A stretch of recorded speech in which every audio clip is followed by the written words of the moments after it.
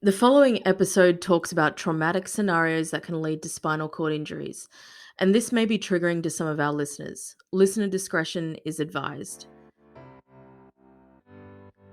So, how disabled do you need to be eligible for the National Disability Insurance Scheme, or the NDIS? Eligibility within the NDIS is a little bit of a grey area.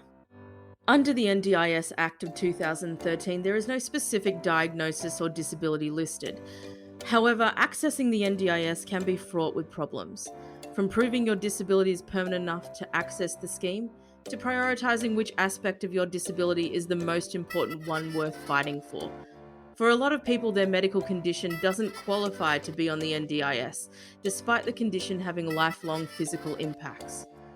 The ripple effect of proving permanent disability can result in underfunded important services and supports to no funding at all. My name is Susan Wood, and for this episode, I talked to Louise Hilton. I am a senior support coordinator in the community services team. I've been working with SCIA for 4 years. Prior to that, I have worked in supported accommodation and day program scenarios, and I have also worked in occupational rehabilitation. And Megan Bingham.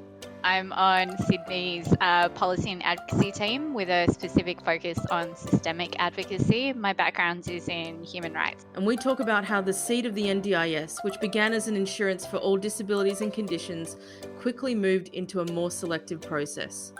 We talk about how the selective process of funding has a larger systemic consequence and where the gap in disability education has left a lot of people behind. So I think I'd preface all of this by saying, the first objective listed under the NDIS Act is that it will empower Australia or ensure that we comply with Australia's obligations under the Convention on the Rights of Persons with Disabilities.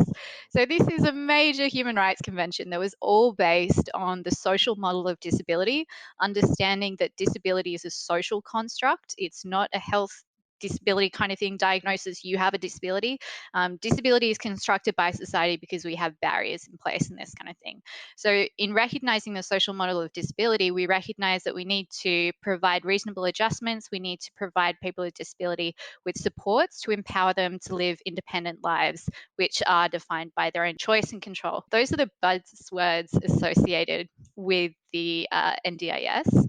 But that's the philosophy that it came from, and this is really what we should be focusing on in ensuring that it is the best scheme possible. For a lot of the people that we're supporting that have had issues with access, it can be things like their injury or their disability may have been sustained when they were a child, and so their information is potentially archived or difficult to access in terms of their diagnosis.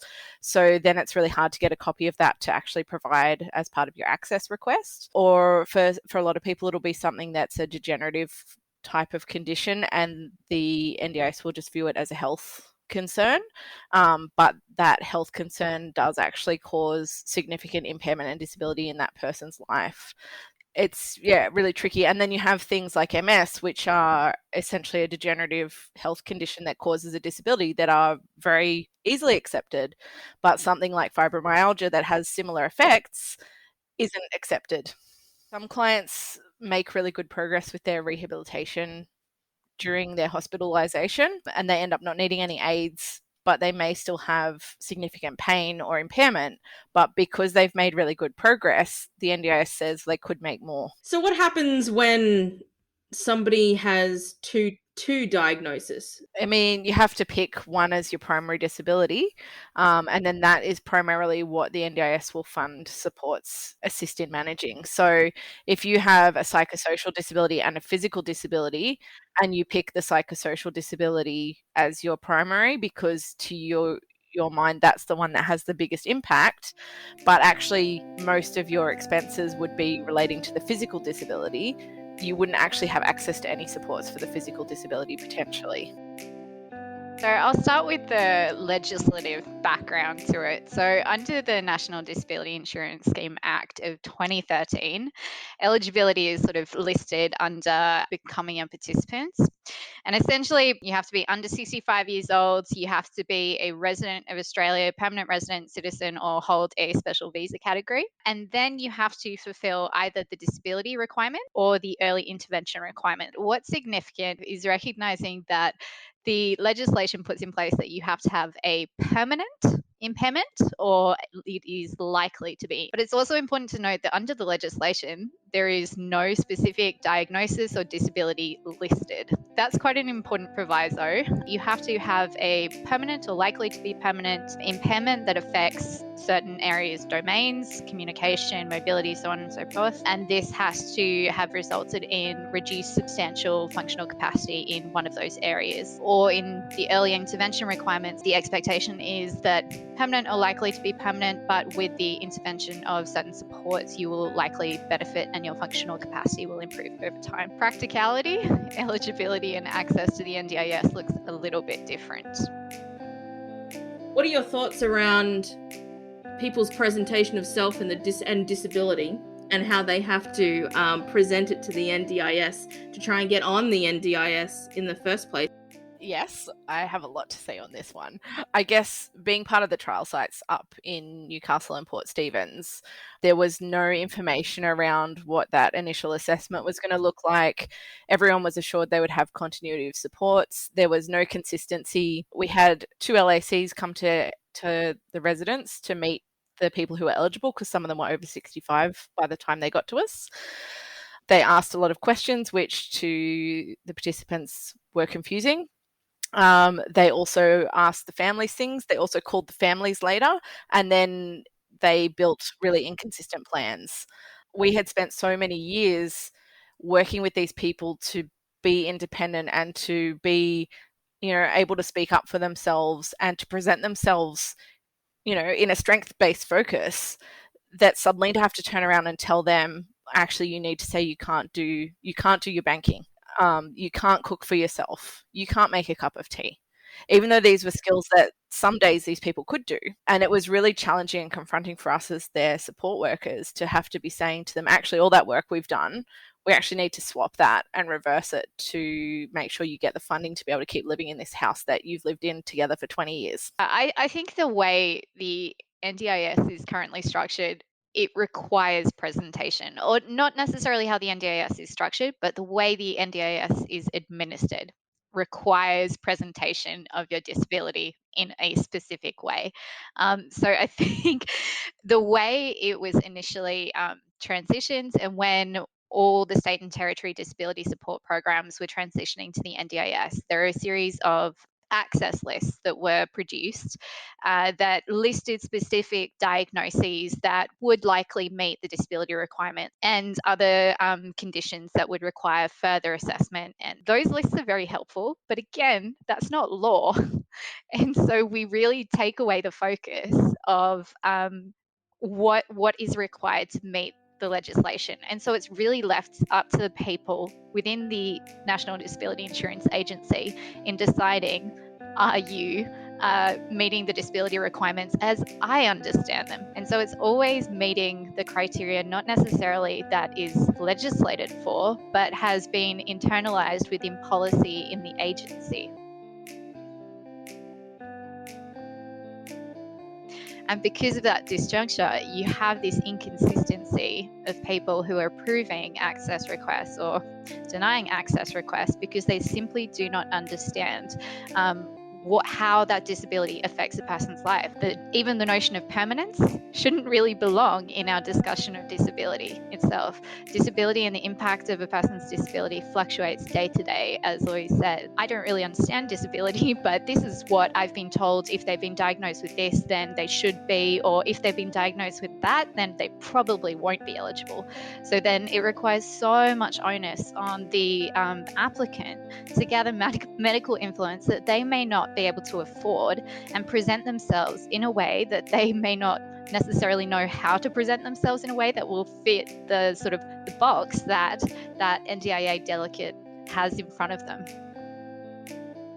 So this is something that's come up over and over again. You can have 2 people with the exact same spinal cord injury that present differently, who have different outcomes, who have different, even if they are incomplete, they present differently. When you have a tick box system of what is the expectation of somebody's disability and you're going by that tick box system, it becomes very rigid. People who don't have any knowledge of disability who go into this kind of work have only that to depend on. Does any of you want to talk about why it's so important to have people with a knowledge of that particular disability as part of the NDIS planning process. If you've got someone who understands the types of supports that someone with a particular disability is likely to need, then they're going to be more receptive to considering those supports instead of just looking at ways that they can cut the plan.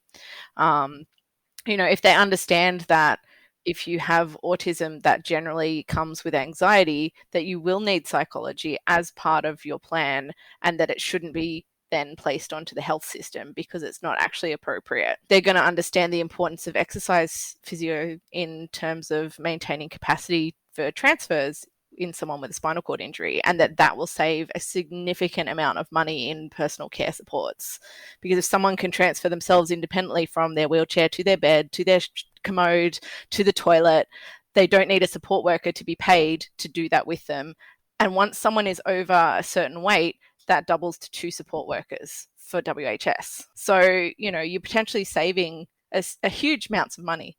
Like, you could save $150,000 a year just by funding correct amount of therapy for someone. Yeah, I think it's multifaceted. There needs to be improvement in a lot of areas. So spinal cord injury is really interesting because you have a cohort of people who are applying for the NDIS with spinal cord injury listed as their primary disability, who are applying for the NDIS from hospital with the assistance of social workers.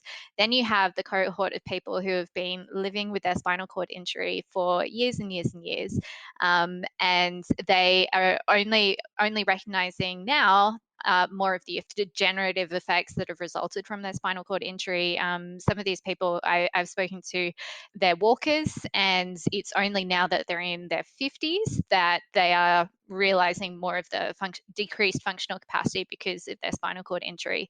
But the way they hear about the NDIS through the media and this kind of thing, but they go to their GPs, and their GPs, I've heard multiple stories of GPs advising people with diagnosed spinal cord injuries saying, oh no, you can walk, you probably won't get access to the NDIS. Spinal cord injury has one of the highest access request rates of any sort of diagnosis. So I think there also needs to be an education process of health professionals, treating health professionals, because often they're the first point of contact for a lot of people applying for the NDIS. So there needs to be a lot better education around stakeholders, whether they're health professionals, whether they're social workers in hospitals, about the NDIS in general, but more specifically, the different diagnoses that will lead to successful access requests. But as Louise said, there really just needs to be a better understanding of what supports people need. It should be a supports-based system, not a deficits-based assessment.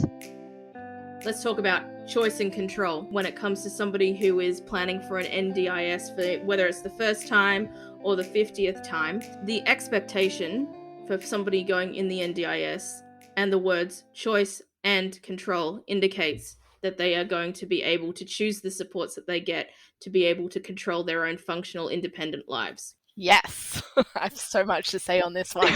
Go ahead.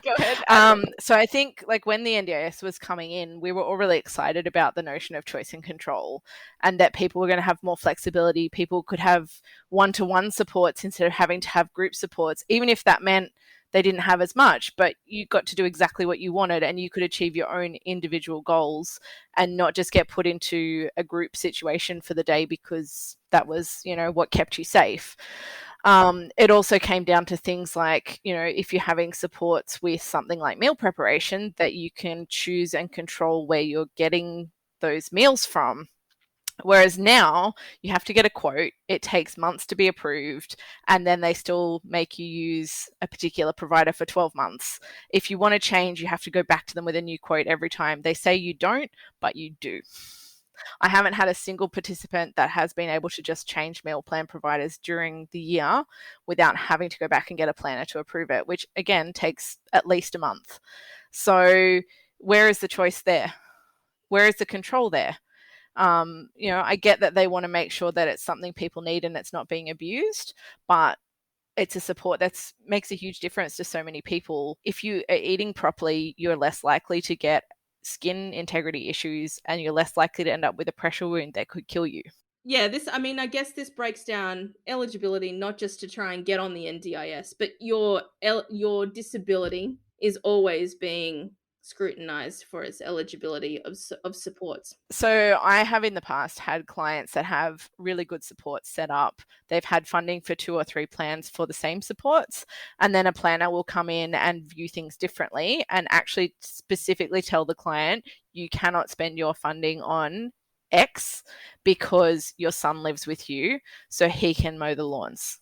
Never mind that the son is doing 7 hours a day of personal care, because that is that person's choice to have their son do it rather than a stranger. And never mind that then, having the lawns mowed, the cleaning done, and some meal prep done means he doesn't burn out and he can keep looking after his mother. And like, let alone the fact that that planner has absolutely no right under the legislation to tell someone how they can spend their core funding. Yeah. No, I completely agree. I think it's really concerning because there is a really major fear across the community about the risk of eligibility reassessments. So even if you are a participant on the scheme, and even though you may have met the disability requirements and you have a permanent impairment and this kind of thing, people are constantly concerned about eligibility reassessments. And this sort of raised its head quite a bit this year in discussions about independent assessments as well. But I think if you just think about it in general, it's a really arbitrary system because you suddenly have to break down your life and say, this functional capacity is reduced because of the disability, and it is reduced with the disability, but people's lives are so much more complex than that. People have disabilities, people have chronic health conditions, and they all compound and impact on each other. And so then you have the NDIA coming over here and sort of saying, hey, we're only going to fund these supports, so you need to arbitrarily extract this because otherwise the NDIA isn't going to be liable. The health system is going to be liable because it's contingent on your chronic health condition, not your disability. And so it becomes a really arbitrary system for people to try and extract what causes what in their lives. Is it due to my disability? Is it due to my chronic health condition? And then suddenly, if the NDIA decides, hey, it's time for an eligibility reassessment to see whether you should continue on the scheme, I mean, that could just inspire the fear in people about their supports. And so it's really, really concerning that these areas aren't better understood and the complexities of people's day-to-day lives aren't better understood within the agency. We have people who don't really understand disability. Does anybody want to talk about the financial burden of not being able to successfully support somebody in their version of a normal life? Yeah, I think it's a really integrated question and it's really, really fascinating. I think the NDIS is special in so many ways because unlike so many welfare schemes in Australia and overseas, it is not means tested. So the recognition being that disability, we bring people to the same starting point if they have the right supports and services in place to live independent lives where they have choice and control. Um, but the problem is the way it's currently framed and the way the Council of Australian Governments have structured it is there is so many gaps between the NDIS and our other systems, whether it's health, justice, education across the board, and so much confusion about who is accountable for funding what. And this is just so absurd to me because at the end of the day, people need supports and services funded by someone. There needs to be better coordination and recognition that if the NDIS isn't funding that support or service, which may increase their functional capacity over the long term, it may be an initial output or investment, high cost AT, whatever it is. But maybe because they have that investment through the NDIS, it means that person doesn't fall out of their chair and injure themselves and then have to be admitted to hospital for injuries associated with those incidents.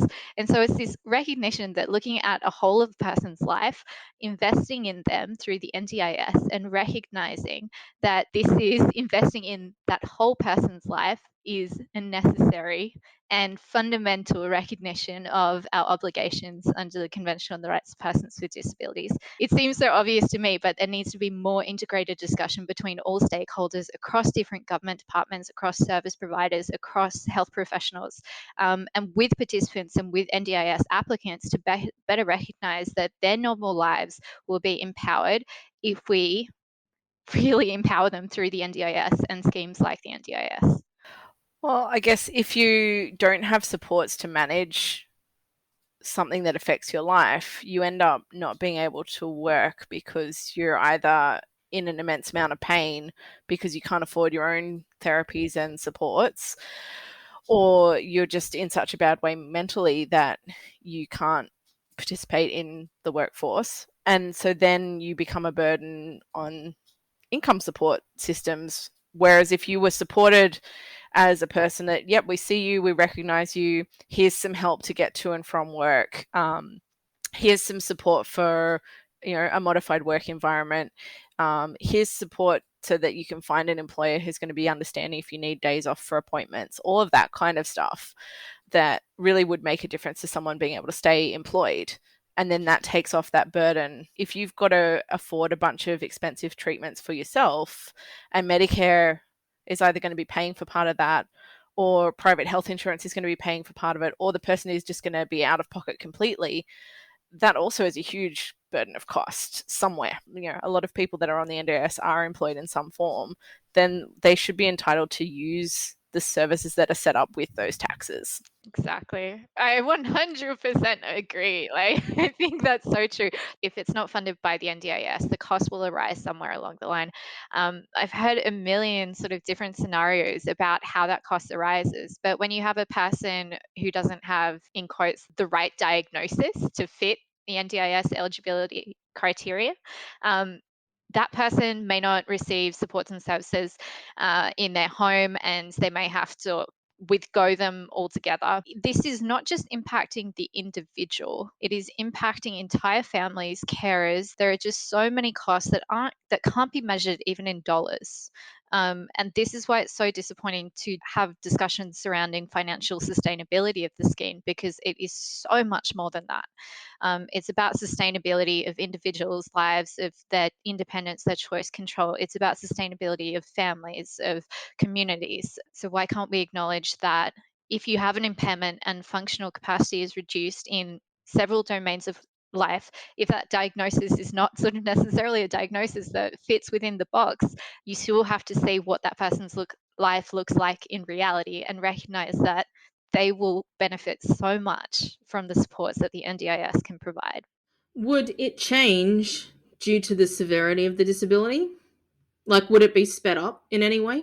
Do you know? So, age is definitely something that listeners may have heard me speak about already surrounding eligibility, but it does have a really dramatic effect. If you're age 64, you enter hospital with a spinal cord injury, and you're thrown into the mix of potentially for the first time thinking about accessing supports via the NDIS. There's a time limit. There is a very significant time limit, because that age restriction of 65, you have to make your access request before you turn 65. After that, subsequent reviews and appeals might be ongoing and that kind of thing, but you have to make it before you're 65. Otherwise, by default, you have to go through the aged care system. This is particularly significant because in some hospitals, in some units, and this kind of thing, and this goes back to the expertise of the people assisting you in making an access request. In some hospitals, that expertise just doesn't exist. So there is talk of potentially cases being forwarded in the courts about surrounding the discrimination involved for this cohort of people who were age 64 when the NDIS came in to their area, but potentially due to practical barriers were unable to apply, or a lack of information or knowledge and this kind of thing about the scheme. But it's really concerning, because it may just be the practical limitation of not having access to the right materials, or being able to afford the right assessments to get access to the scheme. And then suddenly, instead of looking at potentially becoming eligible for a plan where you get $165,000 per annum, you're looking at max with a home care package getting $52,000. And that may just be the difference of a couple of days. because you've turned 65? I mean, I haven't had a lot of experience with kind of at that sort of stage because it's usually been pretty clear cut. I have had someone recently who got given a 6-month plan, and I was really clear with her of when we come to do the plan review, you need to be absolutely adamant and determined that you want to remain a participant, because by the time her plan ends, and she was a discharge from hospital, and it was almost like they've given her enough to get her home, but then they were like, well, maybe we can move her on to my aged care in 6 months' time. And for this particular person, their disability wasn't newly acquired. They've had it for many years. They've tried to get access and been declined because walking spinal cord injury. But having to go into hospital, that meant she had a lot more support around her to actually complete the paperwork and get the assessments done. There was evidence of, the impact that it's having on her life, and the fact that she's had to go to hospital because of pain and, trouble getting up the stairs in her unit. Yeah, having things like that happen, like suddenly she was eligible, but her diagnosis hasn't changed and her support needs haven't changed since when she tried on her own. Spoken about this before, where the actual cost of somebody's care because of a disability that they cannot help is actually quite a lot, and to only preference certain people means that certain people are going to be left behind. Some other eligibility issues that might arise when it comes to getting on the NDIS, and I've listed here in particular palliative care and eligibility for NDIS. Yep. So I've got a few clients that are experiencing primary progressive multiple sclerosis. So it can be stable for ages and then decline rapidly. One of the participants has been told, not formally, but we've had like planners that have thrown away comments such as, well, are you going to need a new wheelchair if you're declining this quickly? Yeah. And should we really buy you a ceiling hoist now if you might only have 6 months left to live? Even though, it's very necessary, otherwise the OT wouldn't recommend it. Can't we just patch this wheelchair up? Do you need a whole new one? Yeah. So what do you think that does to the I guess the not self-esteem, but the confidence that people have in themselves, and even if they are in palliative care, or even if they have got an allotted time left? If you're trying really hard to have as much quality of life as you possibly can because you don't know how much longer you've got, you're trying to maintain good relationships with your family, with your friends, in a situation that it's already really, really difficult to maintain those because your whole life is about being cared for. People don't need to be told, well, are you worth spending this money on? Because we don't think so. So with that in mind, and the people who are unable to be eligible for the NDIS in the first place, do you maybe want to talk, Megan, a little bit about the changes to the permanence criteria?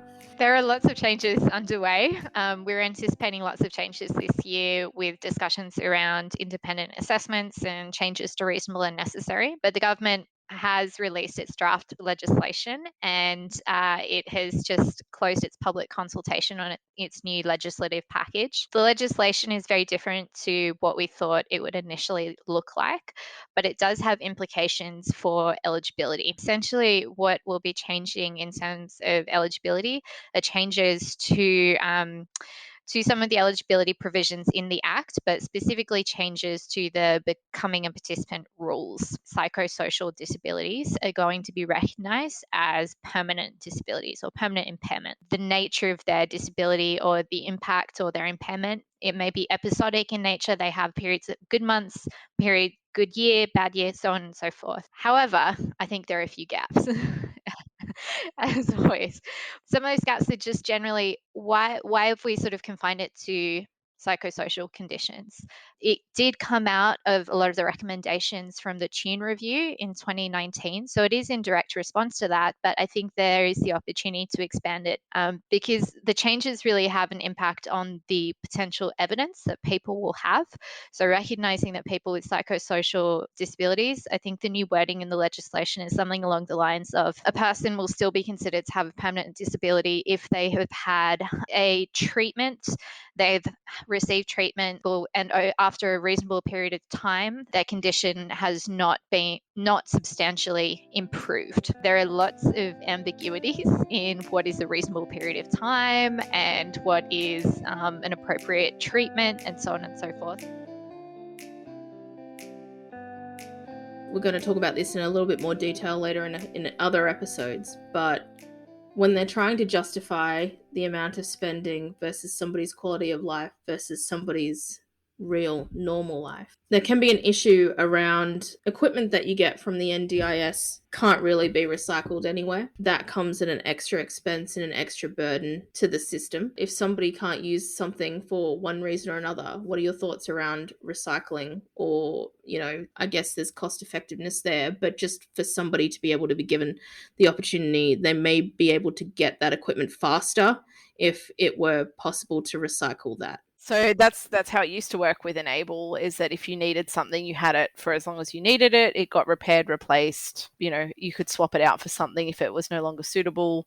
I mean, it's difficult with things that are highly customized, but for things like hoists, absolutely, like they should still be able to be perma-hired, I guess. We've had people that have waited ages to get a hoist, whereas with Enable, it would have been with them, within a few weeks in the old scheme. So, that's really challenging for people, especially that have been accessing equipment through Enable historically as well, that they're like, well, it used to not take 6 months to get an answer on something, and I used to just be able to continue my life and not have to worry about if I was going to be able to get out of bed and get to work because my hoist had broken down. Like, it places a huge burden on participants and their families, because like they've got to get rid of this equipment if they don't need it, and they don't know how, and it's really overwhelming to try and sell something that's so specialized. Like, there are websites set up now to try and help, but like I've got a client that isn't computer savvy, so like the NDIA will say, well, just list it on Gumtree and you can sell it, it's yours, but she would have no ability to do that. So then who helps her to get rid of this huge bulky piece of equipment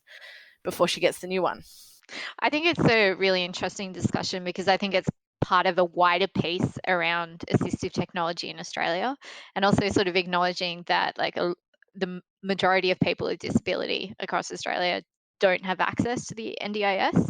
I think the agency has a role to play in developing a wider market for both NDIS participants and for other people with disability who aren't eligible for individual packages, in fostering a well-developed secondhand assistive technology market, and facilitating that through working with stakeholders and AT suppliers and this kind of thing, and by establishing national standards for accreditation, recustomization, and this kind of thing, and a lot of the issues that Louise was talking about, because it would just facilitate so many different things. And it goes back to, it shouldn't necessarily be the burden of the NDIS, but the NDIS has a big role to play in potentially the recycling of equipment and the reuse of equipment, even highly customized equipment, because there may be someone out there that could benefit from that hoist or from a chair or whatever that AT looks like.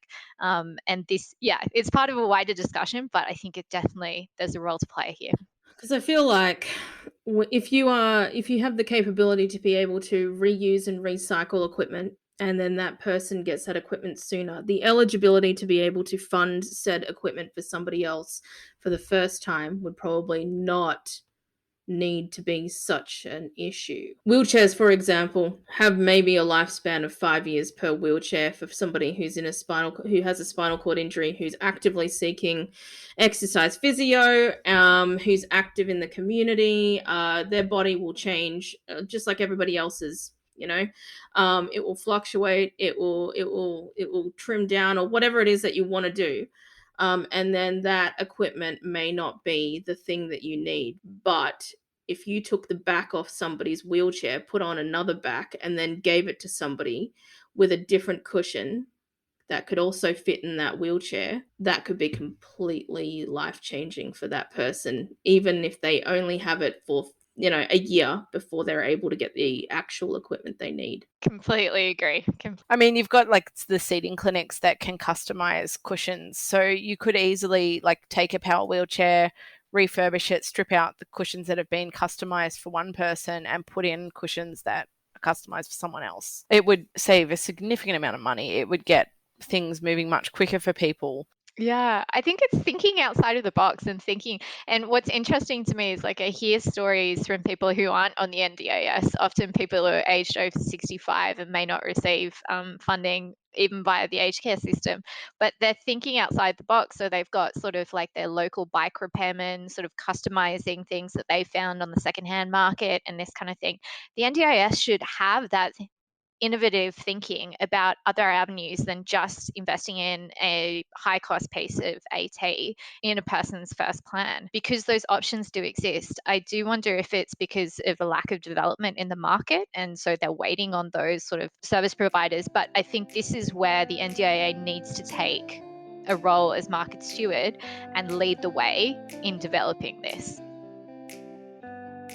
So, well, if somebody has never met anybody on the NDIS before, or isn't connected to anybody who has a condition or a disability, why should they care? You know, we should also care about the NDIS because you're only one car accident away from needing it yourself. You could fall down your steps in your house and sustain a spinal cord injury, and then you'll need the NDIS. And you don't want it to be a broken system. You want it to be one that will support you through that, you know, change in your life, because it's huge and it's overwhelming. And the system shouldn't add more pressure to something that's already really stressful. Yeah, I've definitely got participants who have experienced that burnout. And, you know, then the constant, okay, great, I've got funding, but it isn't exactly what I was hoping for. And so now I still feel burnt out. Yeah, I would definitely agree with that. I think people or the agency needs to hear participants, listen to participants. They are the experts in their disability. And so we need to listen to them in terms of the supports that they need. The other aspect I would say is there just needs to be a lot more consultation and co production with the sector as a whole. The agency needs to talk to applicants who are from different groups, whether they're from a culturally and linguistically diverse background, whether they are participants who were rejected from hospital, all of these different experiences, whether it's related to access or planning and this kind of thing. There just needs to be a lot more consultation and understanding of what does navigating the NDIS actually look like.